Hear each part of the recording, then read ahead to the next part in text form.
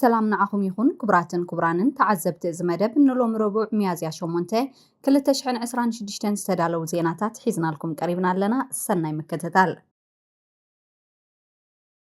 ኣብ ኢራቅ ዝርከብ ኤምባሲ ኣሜሪካ ዩኒቨርሲቲታት ዕላማ ክኾና ከም ዝኽእላ የጠንቅቕ ቢቢሲ ሎም ረቡዕ ኣብ ዘውፅኦ ጸብጻብ ኣብ ባቕዳድ ዝርከብ ኤምባሲ ሕቡራት መንግስታት ኣሜሪካ ኢራንን መሻርክታን ኣብ ከተማታት ባቕዳድ ሱለይማንያን ዶሁክን ንዝርከባ ኣሜሪካውያን ዩኒቨርሲቲታት ዕላማ ክገብሩ ከም ዝኽእሉ ከቢድ መጠንቀቕታ ኣውፂሎም እዚ መጠንቀቕታ እዚ ነተን ምስ ኣሜሪካ ምትእስሳር ዘለወን ተባሂለን ዝእመና ካልኦት ዩኒቨርሲቲታት እውን ዝምልከት እዩ ከመገላልጻተ ኤምባሲ ኢራን ኣብ ዝተፈላለዩ ክፍልታት ማእከላይ ምብራቕ ንዝርከባ ኣሜሪካውያን ዩኒቨርሲቲታት ብፍሉይ ዝዓለመ ሓደገኛ ምፍርራሕ ኣመሓላሊፋላ ምስ ኢራን ዝተሰለፉ ግብረ ሽበራውያን ዕጡቃት ድማ ኣብ መላእ ኢራቅ ክልል ኩርዲስታን ሓዊሱ ኣብ ልዕሊ ዜጋታት ኣሜሪካን ምስ ኣሜሪካ ርክብ ዘለዎም ትካላትን ሰፊሕ መጥቃዕቲ ክፍጽሙ ከም ዝጸንሑ እቲ ኤምባሲ ገሊጹ ብምኽንያት ዝናልዓለ ዝኸይድ ዘሎ ስጋኣት ድማ እቲ ኤምባሲ ኩሎም ኣሜሪካውያን ካብ ኢራቅ ብህጹጽ ክወጹ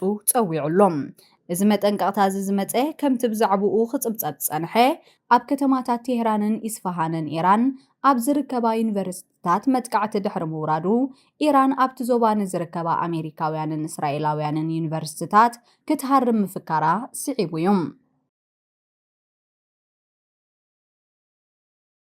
ኣብ ሊባኖስ ኣብ ልዕሊ ኣምቡላንስ ብዝተፈጸመ መጥቃዕቲ እስራኤል ሓደ በዓል ሞያ ጥዕና ተቐቲሉ መራሒ ውድብ ጥዕና ዓለም ዶክተር ቴድሮስ ኣድሓኖም ገብረየሱስ ከም ዝገለጾ ሰንበት ኣብ ደቡባዊ ሊባኖስ ኣብ ልዕሊ ሓንቲ ኣምቡላንስ ብዝተፈጸመ መጥቃዕቲ ሓደ በዓል ሞያ ጥዕና ተቐቲሉሎም ዶክተር ቴድሮስ ነዚ ሞት እዚ እስራኤል ኣብቲ ዞባ ተካይዶ ዘላ ምስፍሕፋሕ ወተሃደራዊ ስርሒታት ዘስዓቦ ምዃኑ ገሊጹ በተወሳኺ ኣብታ ከተማ ዝርከብ ናይ ሕክምና መኽዘን እውን ብሰንኪ እቲ መጥቃዕቲ ሙሉእ ብሙሉእ ከም ዝዓነወ ዶክተር ቴድሮስ ኣብ ማሕበራዊ መራኸቢ ኤክስ ኣብ ዘመሓላለፉ ሓበሬታ ገሊጹሎም ከም ጸብጻብ ውድብ ጥዕና ዓለም ካብ 2 መጋቢት ጀሚሩ ጥራይ ሞት 51 ሊባኖሳውያን ሰብ ሞያ ጥዕና ተረጋጊጹሎም ካብዚኦም ቶም 9 ትማለ ጥራይ ዝተቐተሉ ሰብ ሞያ ህጹጽ ረድኤት እዮም ኣብ ልዕሊ ትካላት ጥዕና ዝግበር መጥቃዕቲ ብህጹጽ ደው ክብል ኣለዎ ክብል ዶክተር ቴድሮስ ኣድሓኖም ጽሒፉ ወሲኹ እውን እዚ ተግባር እዚ ከም ልሙድ ነገር ክውሰድ የብሉን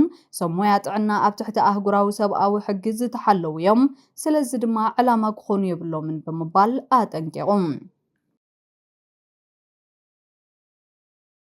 ባሕሬን ብሰንኪ መጥቃዕቲ ኢራን ሓዊ ከም ዝተረኣየን መለኸት መጠንቀቕታ ከም ዝተሰምዐን ኣፍሊጣ በመሰረት ሎሚ ዝወፀ ጸብጻብ ጀሩሳሌም ፖስት ሚኒስትሪ ውሽጣዊ ጉዳያት ባሕሬን ኣብ ዘውፅኦ ህጹጽ መግለጺ ረቡዕ ንግሆ ኣብ መላእ እታ ሃገር ናይ ኣየር መጥቃዕቲ መጠንቀቕታ መለኸት ከም ዝተሰምዐ ኣፍሊጡ እቲ ሚኒስትሪ ነቲ ኩነታት ብዝምልከት ኣብ ዘመሓላለፎ ጻውዒት መለኸት መጠንቀቕታ ተፈኒዩሎ ስለዚ ኩሎም ዜጋታትን ነበርትን ክሃድኡ ናብ ዝቐረበ ውሑስ ቦታ ክኸዱ ከምኡውን ብወግዓዊ መትረባት ዝመሓላለፉ ሓበሬታታት ክከታተሉ ንሓትት ኢሉ ድሒሩ ኣብ ዝወፀ ዝርዝር ሓበሬታ ሰበስልጣን ባሕሬን እቲ መጥቃዕቲ ብኢራን ከም ዝተፈጸመ ኣረጋጊጾም ኣለዉ በመሰረት እቲ ጸብጻብ ካብ ኢራን ዝተተኮሰ ሚሳኤል ኣብ ሓደ ቦታ ወዲቑ ሓዊ ዘስዓበ እኳ እንተኾነ ክሳብ ሕጂ ግን ዝኾነ ዝቆሰለ ወይ ዝተቐተለ ሰብ ከም ዘየለ ተረጋጊጹሎም እቶም ናይ ሲቪላውያን ሰራሕተኛታት እውን ነቲ ብሰንኪ እቲ መጥቃዕቲ ዝተልዓለ ሓዊ ንምቁፅጻርን ንምጥፋእን ክነጥፉ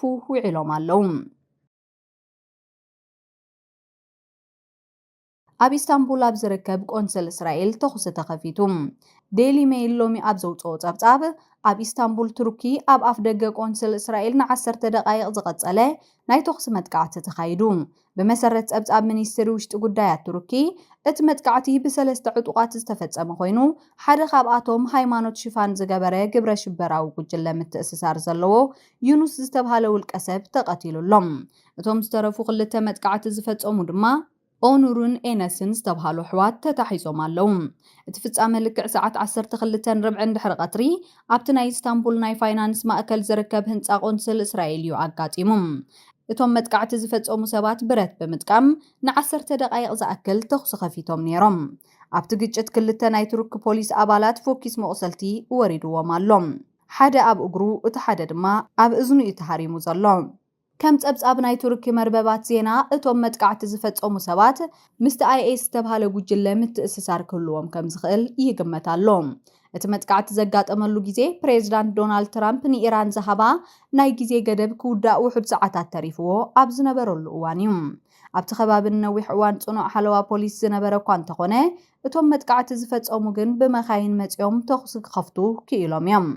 ይኹን እምበር እቲ ናይ ኢስታንቡል ኣመሓዳሪ ዳውት ጉል ከም ዝገለጾ ኣብቲ ቆንስል ንልዕሊ 2 ዓመትን ፈረቓን ዝኾነ ናይ እስራኤል ዲፕሎማሰኛታት ኣይነበሩን። እቲ ቆንስል ኣብ መበል 7 ደብሪ ናይቲ ህንጻ እዩ ዝርከብ። ኔታንያሁ ካብቲ ኣብ ልዕሊ ኢራን ዘጋጠሞ ውድቀት ክሃድም ይፍትን። ብመሰረት ካብ አልጀዚራ ሎም ዝተረኸበ ጸብጻብ ቀዳማይ ሚኒስተር እስራኤል ቤንጃሚን ኔታንያሁ ምስ ኢራን ዝግበር ስምምዕ ንዓወተይ ከዓናቕፎ ይኽእል እዩ ካብ ዝብል ስጋኣት ተላዒሉ ኣብ ሓደ ከቢድ ኩነታት ከም ዝርከብ ተገሊጹ። ንሱ ንመረፅቱን ህዝቢ እስራኤልን ኩናት ገና ይቕጽል ኣሎ ኢሉ ንምእማን እንተወሓደ ሓደ ንጡፍ ናይ ኩናት ግንባር ከም ዘድልዮ ተረዲዩሎም። በዚ ምኽንያት እዩ ድማ ሕጂ እስራኤል ወተሃደራታ ናብ ደቡባዊ ሊባኖስ ክትሰድድ ትረአ ዘላ።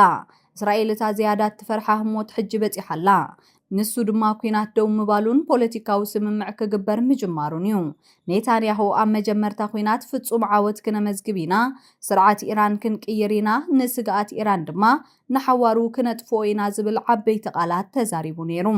እንተኾነ ግን ክሳብ ሕጂ ካብዚኦም ሓደ እኳ ዝተዓወተ ዕላማ የለን። ብምኽንያት እዚ ውድቀት እዚ ድማ እዩ ኣብ ጋዜጣ ማዕሪፍ ዝጽሕፍ ወተሃደራዊ ተንታኒ ከምዚ ዝበለ እስራኤላውያን ነቲ ኣብ ልዕሊ ኢራን ዘካየድዎ ስርሒት ናይ ኣንበሳ ምጉዛም ዝብል ስም እኳ እንተሃብዎ ሕጂ ግን እቲ ውጽኢት ናብ ናይ ድሙ ድምፂ ተቐይሩሎ። እዚ ድማ ኢራን ኣብዚ ኩናት ላዕለዋይ ኢድ ስለ ዘለዋ እዩ ተባሂሉ ይእመነሉ። ፕሬዝደንት ትራምፕ ኣብ ልዕሊ ኢራን ከውርዶ ዝመደቦ መጥቃዕቲ ንኽልተ ሰሙን ደው ኣቢልዎም። ብመሰረት ካብ ኣራብ ኒውስ ዝተረኸበ ጸብጻብ ፕሬዝደንት ሕቡራት መንግስታት ኣሜሪካ ዶናልድ ትራምፕ ኣብ ልዕሊ ኢራን ከውርዶ ዝሓሰበ ሓደገኛ ወተሃደራዊ መጥቃዕቲ ሰሉስ ምሸት ንግዚኡ ደው ከም ዘበሎ ኣፍሊጡ። እዚ ውሳነ እዚ ዝመፀ ትራምፕ ንኢራን ኢዳ ክትህብ ወይ ድማ ከቢድ ሳዕቤን ክገጥማ ምዃኑ ብምባል ናይ ግዜ ገደብ 2 ሰዓታት ጥራይ ተሪፍዎ ኣብ ዝነበረሉ እዋን እዩ። ትራምፕ ኣብቲ ዘውፅኦ ሓበሬታ ኣብ ልዕሊ ድልድላትን ትካላት ፀዓትን ከምኡውን ኣብ ልዕሊ ሲቪላዊ ዕላማታት ክገብሮ ዝሓሰቦ መጥቃዕቲ ንግዚኡ ከም ዘደናግዮ ገሊጹ። እዚ ዝኸውን ዘሎ ድማ ቴሄራን ንኽልተ ሰሙን ዝጸንሕ ናይ ተኹሲ ደው ምባል ስምምዕ ክትቀበልን ነቲ ሓደ ሓምሻይ ናይ ዓለም ነዳዲ ዝሓልፈሉ ስትሬት ኦፍ ሆርሙዝ ዝተባሃለ መስመር ባሕሪ ክትከፍትን ምስ ተሰማምዐት እዩ። ትራምፕ ወሲኹ ከም ዝገለጾ ኢራን ነቲ ብኣሜሪካን እስራኤልን ኣብ ወርሒ ለካቲት ዝተጀመረ ኩናት ንምውዳእ ዘኽእል ክሰርሕ ዝኽእል 10 ነጥብታት ዘለዎ ናይ ሰላም መደብ ኣቕሪባላ። እቲ ኣብ ማሕበራዊ መራኸቢታት ዝተዘርግሐ ጽሑፍ ትራምፕ ከም ዘመልክቶ ንኢራን ካብ ቦምብታትን መጥቃዕትታትን ንኽልተ ሰሙን ነፃ ክገብራ ተሰማሚዑሎም። ናይ ኢራን ላዕለዋይ ቤት ምኽሪ ድሕነት እውን ነቲ ናይ 2 ሰሙን ተኹሲ ደው ምባል ተቐቢልዎ ኣሎ። በዚ መሰረት ድማ ካብ ዓርቢ ጀሚሩ ኣብ ኢስላማባድ ፓኪስታን ምስ ሕቡራት መንግስታት ኣሜሪካ ዝርርብ ከም ዝጅምሩ ተሓቢሩ። ናይ ኢራን ሚኒስተር ወፃኢ ጉዳያት ዓባስ ኣራክቺ ከም ዝበሎ እቲ መስመር ባሕሪ ንዝመፁ 2 ሰሙናት ኣብ ትሕቲ ወተሃደራዊ ቁፅፅር ኢራን ኮይኑ ክፉት ክኸውን እዩ። እንተኾነ ግን ኢራን ነቲ መስመር ሙሉእ ብሙሉእ ክትከፍቶ ምዃናን ዘይምዃናን ገና ንጹር ኣይኮነን። ኢራን ኩናት ንምውዳእ ዘቕረበቶም ቅድመ ኩነታት ድማ ነቲ መስርሕ ባሕሪ ባዕላ ክትቆጻጸሮ ወተሃደራት ኣሜሪካ ካብቲ ዞባ ክወፁ ዝተነብረላ እገዳታት ክልዓልን ዝተኣገደ ገንዘባ ክፍኖ ዝብሉ እዮም። እዚ ድማ ኢራን ነቲ ኣብ ማእከላይ ምብራቕ ዘሎ ፖለቲካዊ ኩነታትን ናይ ዓለም ነዳዲ ንግድን ንምቕያር ትጽዕር ከም ዘላ የርኢ። እዚ ተኹሲ ደው ናይ ምባል ዜና እኳ እንተተሰምዐ ኣብ ሕቡራት ዓረብ ኤሚሬትስ እስራኤል፣ ስዑድ ዓረብ፣ ባሕሬንን ኩዌትን ግን ገና ናይ ሚሳኤል መጠንቀቕታታት ይስምዓሎም። ወተሃደራዊ ሓይሊ ኣሜሪካ ኣብ ልዕሊ ኢራን ዝገብሮ ዝነበረ መጥቃዕቲ ደው ኣቢሉ እኳ እንተሃለወ ነብሱ ንምክልኻል ዝገብሮ ምንቅስቓሳት ግን ቀፂሉሎም። ፕሬዚደንት ትራምፕ ነዚ ውሳነ እዚ ዝበፅሐ ምስ ቀዳማይ ሚኒስተር ፓኪስታን ሸህባዝ ሸሪፍን ናይቲ ሃገር ወተሃደራዊ ኣዛዚ ጀነራል ኣሲም ሙኒርን ድሕሪ ምዝርራቡ ምዃኑ ገሊጹ። ሸህባዝ ሸሪፍ ንትራምፕ እቲ ናይ ግዜ ገደብ ክውስኸሉን ንኢራን ድማ መስመር ባሕሪ ክትከፍት ክሓትትን ጸኒሑ እዩ። እስራኤል እውን ነዚ ናይ 2 ሰሙን ተኹሲ ደው ምባል ስምምዕ ተቐቢላቶላ። እንተኾነ ግን ገለ ሰበስልጣን እስራኤል ነቲ ስምምዕ ብጥርጣረ እዮም ዝርእይዎ ዘለዉ። ምክንያቱ ድማ ኢራን ገና ዝተዓቆረ ዩራኒየም ስለ ዘለዋ እዩ። ኣብ ዝሓለፈ እዋናት ትራምፕ ኣብ ልዕሊ ኢራን ዘውፅኦ መጠንቀቕታታት ኣብ መላእ ዓለም ስግኣት ፈጢሩ ነይሩ። ትራምፕ ኣብ ልዕሊ ንብረት ህዝቢ መጥቃዕቲ ክገብር ምፍካሩ ኣህጉራዊ ሕጊ ዝጥሕስ እዩ ብምባል ካብ ኮንግረስ ኣሜሪካ ሕቡራት ሃገራትን ሊቃውንቲ ሕግን ነቐፌታ ቀሪቡሉ እዩ። ናይ ኢራን ወኪል ኣብ ሕቡራት ሃገራት እውን እዚ መጠንቀቕታ እዚ ናይ ኩናት ገበንን ህዝቢ ናይ ምጽናት ተግባርን እዩ ክብል ገሊጹዎም። ቅድሚ እቲ ናይ ተኹሲ ደው ምባል ስምምዕ ምእዋጁ ኣብ ኢራን ኣብ ዝርከቡ ድልድላትን መደበራት ባቡርን መጥቃዕቲ ተኻይዱ እዩ። ትራምፕ ኣብ ማሕበራዊ መራኸቢኡ ከም ዝበሎ ሎሚ ምሸት ሓደ ዓቢ ስልጣነ ክጠፍእ ይኽእል ነይሩ ብምባል እቲ ኩነታት ክሳብ ክንደይ ሓደገኛ ምዃኑ ገሊጹ። እንተኾነ ግን ኣዝዩ ግሩም ዝኾነ ሰላም ክመጽእ ይኽእል እዩ ብምባል ናይ ሰላም ተስፋ ሂቡሎ። ኣብ ቴህራን ዘሎ ኩነታት ግን ኣዝዩ ዝተሓላለኸ እዩ። ህዝቢ ድማ ብሰንኪ እዚ ኩናት ናብቲ ትራምፕ ዝበሎ ዘመነ እምኒ ክንምለስ ኢና ካብ ዝብል ፍርሒ ተዋሒጡ ይርከብ። ከምኡውን ርእሰ ሊቃነ ጳጳሳት ሊዮ መበል 14 ናይ ፈረንሳይ ወፃኢ ጉዳያት ሚኒስተርን ኣብ ልዕሊ ሲቪላዊ ትካላት ዝግበር መጥቃዕቲ ኣህጉራዊ ሕጊ ዝጥሕስን ናይ ኩናት ገበንን ምዃኑ ኣጠንቂቖም ኣለዉ። ቻይና ንኢራን ናብ ዘተ ንኽትመጽእ ትሕግዝ ኣላ። ፕሬዚደንት ዶናልድ ትራምፕ ቻይና ንኢራን ናብ ናይ ተኹሲ ደው ምባል ዝርርብ ንኽትመጽእ ኣብ ምግባር ሓጊዛ ኢሉ ከም ዝኣምን ገሊጹ። ትራምፕ ብቴሌፎን ምስ ኣገልግሎት ዜና AFP ኣብ ዝገበሮ ርክብ ቤጂንግ ነታ ቀንዲ መሻርክታ ዝኾነት ቴህራን ናብ ዘተ ሰላም ንኽትመጽእ ደፊኣታ ድያ ተባሂሉ ምስ ተሓተተ እወ ከምኡ ዝብል እየ ዝሰምዕ ዘለኹ ክብል መሊሱ። ብዛዕባ እዚ ቻይና ንኢራን ናብ ሰላም ክትደፋፍኣ ጸኒሓ እያ ዝብል ጸብጻብ ዝተሓተተ ኣብ ዋሽንግተን ዝርከብ ናይ ቻይና ኤምባሲ ወሃበ ቃል ቻይና እቲ ኩናት ካብ ዝጅመር ኣትሒዛ ናይ ተኹሲ ደው ምባል ስምምዕ ንኽግበርን እቲ ግጭት ክቋረጽን ክትሰርሕ ጸኒሓ እያ ኢሉ። እቲ ወሃበ ቃል ሊዩ ፔንግዩ ንሲኤንኤን ከም ዝገለጾ ቻይና ንሰላም ዝሕግዙ ኩሎም ጻዕርታት ትድግፍ እያ። እቶም ዝምልከቶም ወገናት ድማ ነዚ ናይ ሰላም ዕድል ተጠቂሞም ብዘተ ፍልልያቶም ከም ዝፈትሑን ነቲ ኩናት ብኣግኡ ከም ዘብቅዕን ተስፋ ንገብር ኢሉ። ቻይና ቅድሚ ሕጂ እውን ኣብ 2023 ኣብ መንጎ ኢራንን እታን ነዊሕ እዋን ተሃላሊኻታ ዝነበረት ስዑድ ዓረብን ሰላም ንኽወርድ ዓቢ ተራ ተጻዊታ ነይራ እያ። እቲ ናይ ቻይና መራሒ ዢ ጂንፒንግ ዘለዎ ናይ ኣህጉራዊ ድሕነት ራእይ ድማ ቻይና ከም ቀንዲ ኣተዓራቂት ሃገር ኮይና ክትረአ ዝጽዕር እዩ። እቲ ናይ ኣሜሪካን ኢራንን ስምምዕ ንሊባኖስ ይሕውስ ድዩ? ብመሰረት ካብ ማዕከን ዜና ኮርድ ዝወፀ ጸብጻብ ኣብዚ ሕጂ እዋን ኣብ ሊባኖስ ዓቢ ስጋኣትን ጥርጣረን ሰፊኑ ይርከብ። ሰበስልጣን እስራኤል ነቲ ኣብ ልዕሊ ኢራን ዝካየድ ዘሎ ኩናትን ነቲ ኣብ ሊባኖስ ዘሎ ግንባርን ከም ዘይተኣሳሰሩ ገይሮም እዮም ዝገልጽዎም። ከምኡውን እቲ ምስ ኢራን ዘሎ ኩናት ምስ ተወድአ ሓይሎም ሙሉእ ብሙሉእ ናብ ሊባኖስ ከቕንዑ ምዃኖም ክዛረቡ ጸኒሖም እዮም።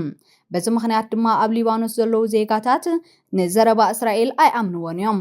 ክሳብ ሎሚ ንግሆ እውን ካብ ወገን ሒዝቦላህ ዝተዋሃበ ወግዓዊ ግብረ መልሲ የለን። ኢራን እውን ብወገና መብርህ ክትህበሉ ዝግባእ ነጥብሎም። ምኽንያቱ እቲ ስምምዕ ሰላም ንመላእ እቲ ዞባ ክኸውን ከም ዝግባእ ክትገልጽ ጸኒሓ እያ። ኣብዚ እዋን እዚ ዘሎ ዓቢ ሕቶ ኣብቲ ዝመጽእ 2 ሰሙናት ዝካየድ ዝርርብ ጉዳይ ሊባኖስን ሒዝቦላህን ክጸሉ ድዩ ኣይኮነን ዝብል እዩ።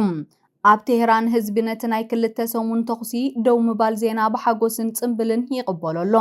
ፕሬዚደንት ዶናልድ ትራምፕ ምስ ኢራን ዝተገበረ ስምምዕ ንኣሜሪካ ፍጹም ዓወት እዩ ክብል ገሊጹዎ ይርከብ። ቤት ጽሕፈት ቀዳማይ ሚኒስተር ቤንጃሚን ኔታንያሁ ብወገኑ እቲ ምስ ኢራን ዝተገበረ ስምምዕ ንሊባኖስ ኣየውሕስን እዩ ክብል ብንጹር ኣረጋጊጹሎም። እስራኤል ኣብ ደቡባዊ ሊባኖስ ተካይዶ ዘላ ወተሃደራዊ ምንቅስቓስ ክትዓይልን ባፈር ዞን ንምፍጣር ወተሃደራታ ክተስፍሕን ምዃና እያ ትገልጽ ዘላ። ፓኪስታን እቲ ስምምዕ ንሊባኖስ እውን ከም ዝሕውስ እኳ እንተገለጸት እስራኤል ግን ድሕሪ እቲ ናይ ትራምፕ ኣዋጅ እውን ኣብ ልዕሊ ዝተፈላለያ ከተማታት ሊባኖስ መጥቃዕቲ ኣየር ካብ ምፍጻም ኣየቋረጸትን።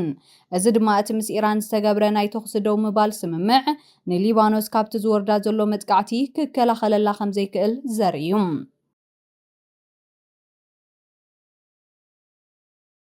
ኣብ ኢንዶኔዥያ ሓዳር ከይመስረቱ ርክብ ዝፈጸሙ መጻምቲ 100 መግረፍቲ ይወርዶም።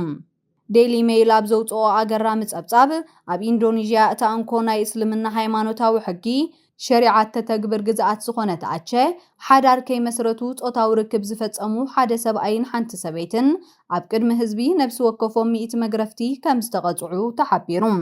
እቲ መቕጻዕቲ ዝተፈጸመ ኣብ ከተማ ባንዳ ኣቸ ኣብ ዝርከብ ህዝባዊ መናፈሻ ኮይኑ ብዓሰርተታት ዝቁጸሩ ሰባት ድማ ነቲ ፍጻመ ክከታተሉ ተረኺቦም ነይሮም። እታ ሰበይቲ እቲ መቕጻዕቲ ኣዝዩ ብርቱዕ ብምንባሩን ዝወረዳ መውቃዕቲ ልዕሊ ዓቕማ ስለ ዝኾነን ኣብ ማእከል እቲ መቕጻዕቲ እውን ኣስሒታ ብምውዳቓ ህጹጽ ናይ ሕክምና ረድኤት ከም ዝተገበረላ ተገሊጹሎም። ብመሰረት ጸብጻብ ሰበስልጣን ቤት ጽሕፈት ዓቃቢ ሕጊ እቲ ከባቢ እዚ ስጉምቲ እዚ ዝተወሰደ ነቲ ኣብታ ግዝኣት ዝስርሓሉ ናይ ሸሪዓ ሕጊ መሰረት ብምግባር እዩ። እቶም ሰበስልጣን ከም ዝገለጽዎ ዝኾነ ሰብ ነቲ ሃይማኖታዊ ሕጊ ምስ ዝጥሕስ ብዘይ ዝኾነ ኣፈላላይ መቕጻዕቲ ክውሰደሉ ግድን እዩ። እቶም መጻምድቲ ብዘንጊ ክግረፉ ከለዉ እታ ሰበይቲ ብሰንኪ ቃንዛን ድኻምን ክትጻወሮ ስለ ዘይከኣለት መወዳእታ ናብ ኣምቡላንስ ተሰጋጊራ ክትሕከም ተገዲዳላ። እዚ ዓይነት መቕጻዕቲ ኣብታ ግዝኣት ልሙድ ኮይኑ ንነዊሕ ዓመታት ብሰብኣዊ መሰላት ዝጣበቑ ትካላት ክነቕፍዎ እኳ እንተጸንሑ ኣብቲ ከባቢ ዘሎ ማሕበረሰብ ግን ገና ዓቢ ደገፍ ይህበሎም። ኣብቲ ዕለት መቕጻዕቲ እዞም ክልተ ጥራይ ዘይኮኑስ ብጠቕላላ 6 ሰባት እዮም ተገሪፎም። ካብዚኦም እቶም 4 ምስ ተጻራሪ ጾታ ዘይሕጋዊ ርክብ ብምግባርን ኣልኮላዊ መስተ ብምስታዮምን ካብ 8 ክሳብ 29 ዝበጽሕ መግረፍቲ ተዋሂብዎም ኣሎም። ካብዚኦም እቲ ሓደ ኣባል ፖሊስ ሸሪዓ እኳ እንተነበረ ሕጊ ንኹሉ ማዕረዩ ብዝብል መትከል መቕጻዕቲ ከም ዝተፈጸመሉ ተገሊጹ። ኢንዶኔዥያ ኣብ ዓለም እታ ዝበዝሐ ቁጽሪ ሙስሊም ህዝቢ ዘለዋ ሃገር እኳ እንተኾነት ከምዚ ዓይነት ጥብቂ ናይ ሸሪዓ ሕጊ ማለት መግረፍቲ፣ እገዳ ኣልኮል፣ መቕጻዕቲ ቅጥፈት ግን ኣብ ግዝኣት ኣቸ ጥራይ እዩ ዝትግበር። ክቡራትን ክቡራንን ንሎም ዝሓዝናዮም ዜናታት ነዞም ክትከታተልዎም ፀናሕኩም መስሉ ነይሮም። ኣብ ቀጻሊ ብኻልእ መደብ ክሳብ ንራኸብ ሰላም።